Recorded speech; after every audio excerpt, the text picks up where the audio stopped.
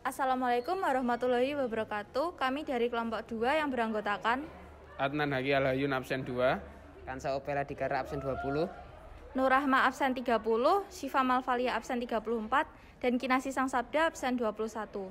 Di sini kami akan memenuhi tugas wawancara seni budaya.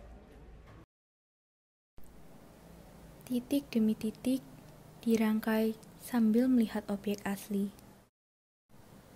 Perlahan namun pasti, kumpulan titik berubah menjadi bentuk.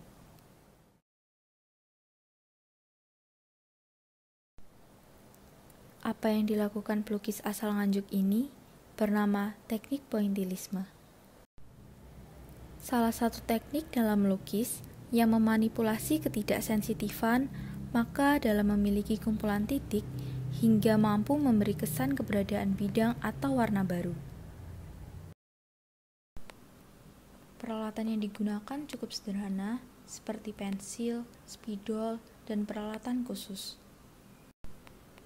Dua hal yang paling tidak membuat sulit adalah ketelitian dan kesabaran.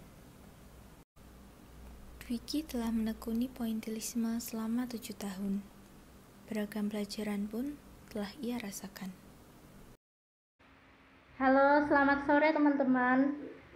Setelah kita mendengarkan sedikit kisah cerita dari Kak Dwiki tadi, saatnya nih kita tanya-tanya gimana perjalanan Kak Dwiki dari awal dia berseni sampai titik sekarang.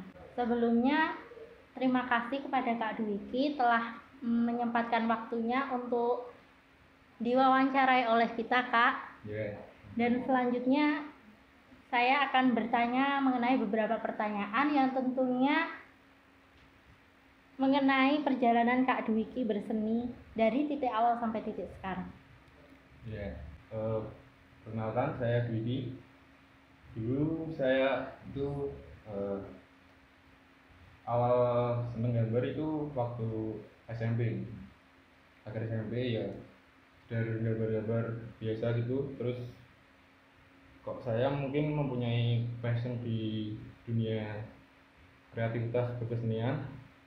Saya berpikir untuk mengambil SMK jurusan multimedia. Di situ saya mendapat banyak ilmu dari guru dan teman-teman saya yang membentuk saya sekarang. Mungkin dari situ saya berkembang. Saya dulunya tidak cuma fokus di gambar, jadi saya juga pernah belajar video, foto, bahkan seperti coding dan lain-lain itu saya juga mempelajari waktu SMK. Terus saya mencoba beberapa hal dalam berkesenian ini, kok lebih minat di fan art, ya lukis dan lain-lain. Selanjutnya saya kuliah mencari jurusan yang mungkin sejalan dengan berkesenian ini. Saya mengambil jurusan DKV, Desain Komunikasi Visual di Udinus Kediri. Di situ saya terus mengembangkan, kan masih satu benang merah nih sama multimedia tadi. Ya, terus saya sebenarnya jurusan saya sama yang saya lakoni kegiatan ini mungkin bertolak belakang. Jurusan kuliah saya kan lebih ke desain grafis, dengan saya masih manual. Ya, tapi ini mungkin lebih ke senangan saya gitu, yang saya terus kembangkan lah gitu, Mbak. Mungkin. Baik, wah menarik sekali dari cerita Kak Diki. Lalu Kak, untuk modal awal berseninya itu dari mana? Untuk modal sih mungkin secara ilmu ya, mungkin saya dapat dari semua orang lah, guru-guru, terus bahkan teman-teman kolektif dan lain-lain. Siapapun saya mengambil hikmah dari apapun yang saya temui. Untuk modal finansial sih menyesuaikan kebutuhan lah, butuh di sekolah ya masih uang saku dan lain-lain, mencari sampingan. Mungkin ada kayak kuliah dan SMK saya ya juga ikut orang.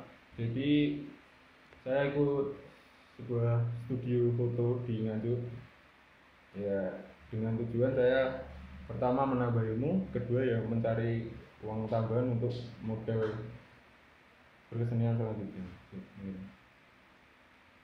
Baik, untuk selanjutnya Kak, kenapa sih untuk sekarang Kakak lebih ke melukis? Itu alasannya apa Kak? Bisa dijelaskan? Kalau lukis mungkin saya sebelumnya juga itu kayak gambar lebih ke pena sih, pena hitaman sudah. Tapi kok kurang puas dengan hasilnya, dan saya mungkin bisa pindah lagi bidang, bukan hanya lukis, bukan karena saya nggak konsisten, tapi lebih ke mencari explore sing gitu sing pantes gawe awakku gitu. Nah, gak bosen lah dan lain-lain, Mbak. Masih tahap mencari apa sing pas gawe awakku. Mungkin kalau saat ini saya lebih fokus melukis sih. Baik Kak, ini nih yang paling saya penasaran, inspirasi kakaknya ini dari mana, dan cara untuk konsisten dari awal sampai ke titik sekarang itu bagi tipsnya dong Kak. Untuk mencari ibaratnya referensi lah. Referensi sekarang kan mudah tuh, apa teknologi. Saya memanfaatkan teknologi untuk menambah ilmu, bahkan mencari apa sih yang saya tidak ketahui di dunia dan yang saya lakukan. Kedua, saya ya mungkin lebih banyak belajar dari teman-teman kolektif dan lain-lain. Saya ikut kolektif di Kediri ini, kolektif berpameran. Di situ saya banyak mengambil impact dari teman-teman yang mungkin saya terapkan di lukis ini, di berkesenian. Terus selanjutnya ya cari ilmu di kuliah di bidang pendidikan lah. Baik, untuk pertanyaan terakhir, itu harapan Kakak untuk generasi muda khususnya seniman itu gimana Kak? Untuk generasi muda mungkin seumuran saya dan sebelah saya yang masih mencoba-coba lah.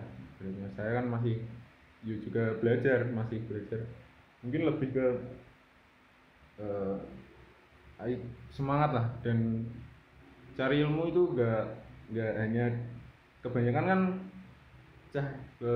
anak sekarang lebih apa ya, gampang nih lah, aku boleh ilmu di internet iso, tapi mungkin bisa, tapi gak enek anu nih loh, gak trase kayak percaya loh. Mungkin aku sih lebih percaya di konco-koncoku, Mbak. Dan orang sing tak temui langsung di pas call internet dan lain-lain. Mungkin ini sekedar tambahan kalau di internet dan lain-lain. Mungkin itu sih, Mbak, mencari ilmu lah. Ibaratnya gak usah izin lah, golek konco. Mungkin bakal dampaknya apik di awal ke depannya. Mungkin itu sih, Mbak. Baik, itu tadi informasi dari Kak Dwiki. Ini menjadi pembelajaran yang sangat berharga bagi kita semua, dan semoga Kak Dwiki terus berkarya dan sukses untuk karya-karyanya, bisa membanggakan bangsa kita tercinta, dan terima kasih juga telah bersedia diwawancarai Kak. Baik, sekian dari kelompok kami. Wassalamualaikum warahmatullahi wabarakatuh.